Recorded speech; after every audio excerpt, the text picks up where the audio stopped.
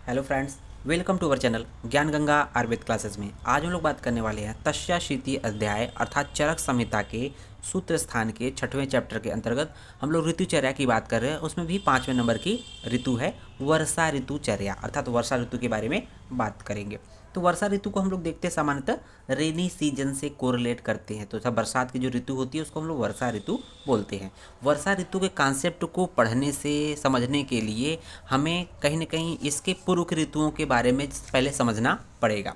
तो हम लोगों ने अभी तक क्या पढ़ा है, सबसे पहले नंबर पे हम लोगों ने हेमंत ऋतु देखा।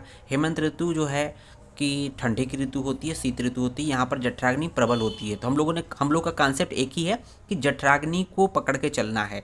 जठराग्नि को पकड़ के चलना है। तो यहाँ पर जठराग्नि प्रबल थी, यहाँ पर भी जठराग्नि प्रबल थी, क्योंकि ये भी शिशिर ऋतु है, शीत की ऋतु है। खूब खाइए पीजिए, यहाँ पर सब कुछ पच जाएगा। दबा के खाने पीने पर भी सब कुछ पाक हो रहा था। फिर उसके बाद देखेंगे शिशिर के बाद हम लोग बसंत में जब आ रहे थे तो हल्का सा क्या हो रहा था, यहाँ पर बसंत ऋतु में थोड़ा सा मंदाग्नि पड़ रही थी, क्योंकि यहाँ पर जो संचित कफ था वो पिघल कर अग्नि को कम कर रहा था।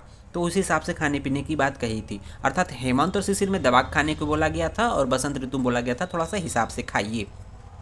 उसके बाद बसंत के बाद हम लोग देखते हैं ग्रीष्म ऋतु। ग्रीष्म ऋतु में क्या होता था कि बहुत ज़्यादा टेम्परेचर बढ़ जा रहा था, तापमान बहुत ज़्यादा बढ़ रहा था, साथ ही साथ जठराग्नि भी बहुत मंद हो जा रही थी। तो कहने का मतलब कि ये जो तीनों है ये आदान काल की ऋतु है, आदान काल का ऋतु है। तो यहाँ पर क्या होता है, सूर्य बलवान होता है, सूर्य बलवान होता है और प्राणी का बल सबसे कम होता है। व्यक्ति बहुत दुर्बल रहता है। दुर्बल होने का ये भी कारण है कि यहाँ से देख रहे होंगे इसमें जठराग्नि ठीक है, इसके बाद इधर आ रहे थे बसंत में तो जठराग्नि मंद हो गई और ग्रीष्म में तो और मंद हो जा रही है। तो कहीं ना कहीं व्यक्ति जब अच्छे से खाएगा पिएगा नहीं, पाचन होगा नहीं, तो व्यक्ति का बल तो कम होगा ही होगा। तो ग्रीष्म ऋतु के बाद हम लोग कर रहे हैं वर्षा ऋतु की बात कर रहे हैं। तो वर्षा ऋतु में कहीं ना कहीं इसी जठराग्नि और इसी दोषों से संबंधित हम लोग बात करेंगे। तो आइए देखते हैं उसके बाद कॉन्सेप्ट के बारे में। चरक क्या बोलते हैं? चरक बोलते हैं कि जो वर्षा ऋतु में मनुष्यों का शरीर अत्यंत दुर्बल रहता है। तो वर्षा ऋतु में क्या होता है, वर्षा ऋतु से पहले उन्होंने क्या देखा कि आदान काल की बात किया।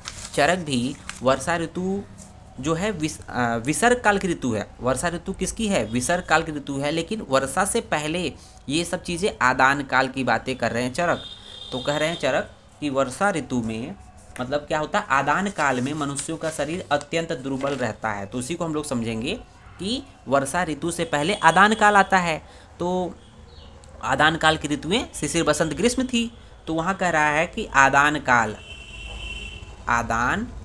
काल मतलब शिशिर बसंत ग्रीष्म जो ऋतुएं तीन हैं उसमें क्या होता है, व्यक्ति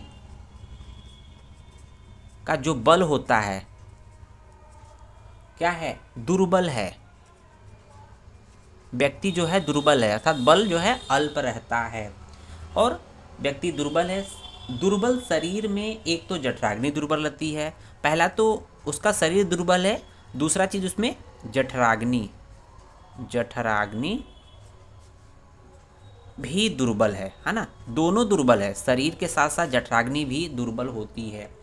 और फिर इसमें बोल रहा है कि जठराग्नि दुर्बल ऑलरेडी है, अर्थात इस आदान काल में जो व्यक्ति दुर्बल हो गया ग्रीष्म ऋतु आते आते और उसकी जठराग्नि दुर्बल होगी, व्यक्ति दोनों दुर्बल हो गए।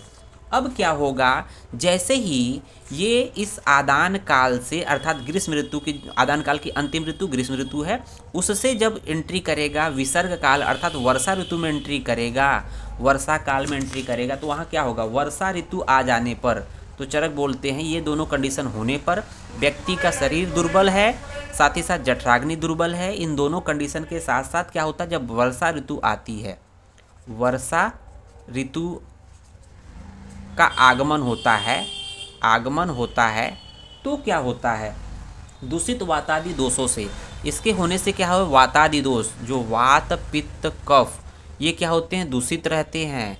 इस काल में जो है देखते होंगे ना कि जो है बारिश होने की वजह से यहाँ पर त्रिदोष का प्रकोप होता है, वात पित्त कफ सभी दूषित होते हैं। इनके दूषित होने से क्या होता है, ये क्या कर देंगे, जठराग्नि को और दुर्बल करेंगे, जठराग्नि को और मंद करेंगे। ठीक है ना। तो हम लोग को अल्टीमेट क्या है, जठराग्नि के ही बेसिस पे चलना है। जठराग्नि पहले से मंद थी, कहीं न कहीं ग्रीष्म ऋतु में बहुत मंद थी और बसंत ऋतु में भी मंद थी, लेकिन वर्षा ऋतु में वातादि के प्रकोप होने से, बरसात होने से जो दूषित हो जाते हैं और उसकी वजह से क्या है, जठराग्नि और मंद हो गई, जठराग्नि और मंद हो गई। ठीक है ना, जठराग्नि मंद हो गई और व्यक्ति दुर्बल तो है ही। इस ऋतु में भूमि और उसके साथ साथ क्या है, उसके साथ साथ क्या है कि भूमि अर्थात जो जमीन से वाष्प अर्थात भाप निकलता है। भाप निकलने से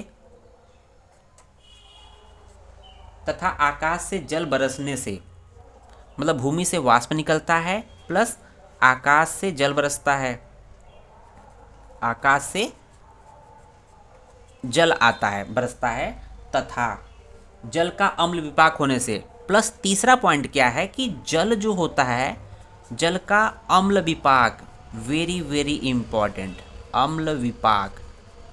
तो अम्ल विपाक का मतलब समझ रहे हैं आप लोग, सुने होंगे जब बरसात के समय में शुरू में क्या होता है, कहते हैं ना कि मम्मी पापा या बड़े बुजुर्ग कहते हैं कि पहली बरसात में मत भीगिए, क्योंकि वहाँ पर एसिड रेन की कंडीशन होती है, एसिड रेन वाली स्थिति वहाँ पर होती है। इसलिए बोला गया जल का अम्ल विपाक मीन्स एसिड रेन की कंडीशन होने से जब अग्नि का बल अत्यंत क्षीण हो जाता है, इन तीनों की वजह से ऑलरेडी अग्नि मंद है, इन तीनों की वजह से अग्नि अत्यंत क्षीण हो जाती है, अत्यंत मंद हो जाती है। ठीक है ना, हो जाती है। तो मंद हो जाने से, जब मंद हो जाएगी तो खाना पचेगा नहीं, तो खाना पचेगा नहीं तो क्या होगा, वातादि दोष कुपित हो जाते हैं। तो यहाँ पर वातादि दोष पुनः कुपित हो जाएंगे, है ना। त्रिदोष का प्रकोप, इसको बोलते हैं त्रिदोष का प्रकोप, त्रिदोष का प्रकोप हो जाएगा इस वर्षा ऋतु में। ठीक है, हो जाते हैं। अतः वर्षा, फिर चरक ने क्या बोला कि जब इतनी वर्स्ट कंडीशन आ गई, मतलब देखा जाए वर्षा ऋतु सबसे खराब ऋतु मानी जाती है। अभी तक जो चीज़ पढ़ा वर्षा ऋतु, उसमें सबसे ज़्यादा खराब ऋतु क्या है, वर्षा ऋतु। सब कुछ खराब हो रहा है, सब कुछ कोई अच्छा नहीं हो रहा। अतः वर्षा काल में साधारण रूप से सभी विधियों नियमों का पालन करना चाहिए। अतः वर्षा काल में साधारण रूप से सभी नियम का पालन करना चाहिए, ये बात चरक बोलते हैं। तो बात समझ में आया, बेसिक कॉन्सेप्ट अगर आपको समझ में आएगा कि ऑलरेडी जो वादान काल होता है अर्थात शिशिर बसंत ग्रीष्म ऋतु होती है। तो यहाँ पर देखते रहेंगे कि जो शिशिर बसंत ग्रीष्म ऋतु होती है, आदान काल ऋतु होती है, यहाँ पर क्या होता है कि व्यक्ति का बल दुर्बल होता है और जठराग्नि भी दुर्बल होती है। तो देखते हैं गर्मियों में ऑलरेडी व्यक्ति को बहुत ज़्यादा बल नहीं होता है। और क्या होता है, वर्षा ऋतु जैसे ही ग्रीष्म से वर्षा ऋतु में आया, वर्षा ऋतु में आने से क्या होता है, वात पित्त कफ अर्थात जैसे देखते हैं ना कि बारिश होने से क्या होता है कि सभी प्रकोपित हो जाते हैं। दूषित होने से जठराग्नि और दूषित हो जाती है। जब जठराग्नि और दूषित हो जाएगी, साथ ही साथ क्या होगा, बारिश होता है। जब बारिश होगा तो भूमि अर्थात जमीन से वाष्प अर्थात भाप निकलेगा, साथ ही साथ आकाश से जल गिरेंगे, पानी तो बरसेगा ही बरसेगा, प्लस जल का अम्ल विपाक अर्थात एसिड रेन की कंडीशन होने से जो भी अग्नि होती है, जठराग्नि होती है, अत्यंत मंद हो जाती है, अत्यंत मंद हो जाती है। तो आप कुछ भी खाओगे पचेगा नहीं, तो क्या होगा, दोष का ही तो प्रकोप होगा, वातादि दोष कुपित हो जाएंगे अर्थात त्रिदोष का प्रकोप हो जाएगा। इसलिए चरक बोलते हैं कि वर्षा काल में साधारण रूप से सभी नियमों का पालन करना चाहिए। तो ये बात चरक बोले। तो यहाँ पर इम्पॉर्टेंट क्या है जो आपके एमसीक्यू में पूछा जा सकता है कि यहाँ पर एसिड रेन, पहला पॉइंट है अम्ल विपाक या एसिड रेन, किस ऋतु में अम्ल विपाक पाया जाता है, तो ये वाली बात है। दूसरा है कि यहाँ पर त्रिदोष का प्रकोप अर्थात वातादि दोष, वात पित्त कफ तीनों दोष किस ऋतु में प्रकोपित होते हैं, तो ये आपके वर्षा ऋतु है। तो यहाँ पर कुछ इस तरह की बातें की गई है। तो आइए अब इसके बाद नेक्स्ट इसी पॉइंट में हम लोग कुछ बात करेंगे। देख रहे होंगे सेकंड पॉइंट, वर्षा ऋतु में वर्ज्य आहार विहार। वर्ज्य का मतलब जो चीज़ नहीं करना चाहिए, उसके बारे में जो कुछ जो खान पान या क्या चीज़ नहीं करना चाहिए उसके लिए बोला गया। तो सबसे पहले बोला उदमंथ का प्रयोग। उदमंथ, उदमंथ का मतलब क्या होता है कि जल में घुला हुआ सत्तू, लिख लीजिएगा। दूसरा पॉइंट है कि क्या चीज़ नहीं करना चाहिए, दूसरा है दिवा स्वप्न। दिवा स्वप्न अर्थात दिन में नहीं सोना चाहिए, उद्मंत का प्रयोग नहीं करना चाहिए, दिवा स्वप्न का प्रयोग नहीं करना चाहिए। और अवस्याय, अवस्याय, अवस्याय, अवस्याय का मतलब क्या होता है कि ओस गिरते समय उसमें बैठना या घूमना नहीं चाहिए। कहने का मतलब कि इसमें बाहर सोने घूमने बैठने की मनाही है। रात्र जैसे हो आप सीधे घर में चले आओ।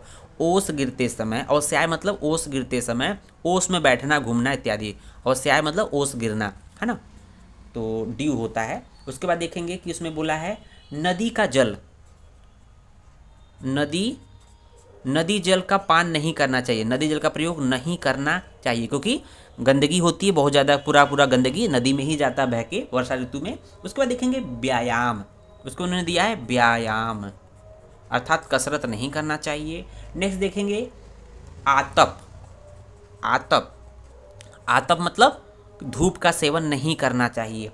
उसके बाद देखेंगे व्यवाय, व्यवाय अर्थात मैथुन नहीं करना चाहिए। तो ये कुछ पॉइंट्स हैं वर्षा ऋतु में। तो यहाँ पर कुछ पॉइंट हम लोग लिखा, उदमंत अर्थात जल में घुला हुआ सत्तू, दिवा स्वप्न, अवस्याय अर्थात ओस में टहलना सोना, नदी का जल, व्यायाम एक्सरसाइज, आतप अर्थात धूप का सेवन, व्यवाय अर्थात मैथुन, इन सब का परहेज है, नहीं करना चाहिए। इसके बाद देखेंगे कि वर्षा ऋतु में सेवनीय आहार विहार। तो यहाँ पर वेरी वेरी इंपॉर्टेंट टॉपिक के पॉइंट्स के बारे में हम लोग बात करेंगे। पहला पॉइंट कौन सा है कि वर्षा ऋतु में खाने पीने की, खाने पीने के सभी चीज़ों में मधु का प्रयोग करना चाहिए। मधु अर्थात शहद प्रयोग करें। अगर पानी भी पी रहे हैं तो उसमें मधु अर्थात शहद मिलाकर उसका पिए। अगर कोई भी खाने की चीज़ें बना रहे हैं तो उसमें मधु का प्रयोग अवश्य मिलाकर ही उसका सेवन करना चाहिए। मधु क्या करता है, ये त्रिदोष शामक होता है, त्रिदोष शामक है। और हम लोग को पता है कि वर्षा ऋतु में त्रिदोष का प्रकोप होता है, त्रिदोष का प्रकोप होता है, इसलिए इसी प्रकोप को कम करने के लिए हमें मधु का प्रयोग किया गया है खाने पीने के हर एक चीज़ों में।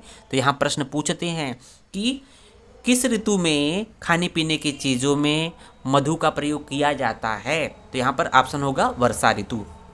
दूसरा पॉइंट देख रहे होंगे कि यहाँ पर जो यहाँ पर बोला गया कि जिस व्यक्ति को अपनी जठराग्नि की रक्षा करनी है, तो यहाँ पर ऑलरेडी क्या होता है, अग्नि जो है मंद है, उसकी रक्षा के लिए उसको क्या खाना चाहिए। जठराग्नि की रक्षा करने वाले पुरुषों को भोजन में पुराने जौ, पुराने जौ, गेहूँ और चावल, तो ये पुराने होने चाहिए। पुराने क्यों, नए जो होते हैं गुरु होते हैं, पुराने जो होते हैं लघु होते हैं, क्योंकि ये सब खाने में लघु है। पुराने जितनी पुरानी चीज़ होती है लघु हो जाती है। उसके बाद देखेंगे तीसरा पॉइंट वेरी वेरी इंपॉर्टेंट है कि मधु मिलाकर, इस ऋतु में मधु मिलाकर अल्प मात्रा में माध्विक, तो मधु मिलाकर ही चाहे माध्विक, माध्विक मतलब मदिरा या अरिष्ट, ये भी एक तरह से आसव अरिष्ट है जिसको बनाते हैं, मदिरा का ही भेद है। अरिष्ट या जल का सेवन, मतलब चाहे हम मदिरा पिए, चाहे मतलब माध्विक पिए, चाहे अरिष्ट पिए, चाहे जल पिए, सब में क्या है मधु मिला होना चाहिए। तो वेरी वेरी इंपॉर्टेंट पॉइंट है थर्ड एंड फर्स्ट। उसके बाद देखेंगे वर्षा ऋतु में कौन से जल को हम लोगों ने बोला, माहेंद्र जल, माहेंद्र जल, माहेंद्र जल क्या है, माहेंद्र जल आकाश का जल, आकाश जल को हम लोग क्या बोलते हैं, महेंद्र जल, इसका सेवन बताया गया है को क्या करके, गरम करके, गरम करके फिर शीतल हो जाए तो उसको पान करना चाहिए, मतलब गरम करके जब ठंडा हो जाए तो उसका पान करना चाहिए। और साथ ही साथ उन्होंने बोला कुएं या सरोवर का पान। तो ये कुछ चीज़ें हैं जो कि आपको करने को बोला है वर्षा ऋतु में। तो यहाँ पर हम लोग का बेसिक चीज़ें समझ में आ गया होगा। उम्मीद है वीडियो समझ में आया होगा। धन्यवाद।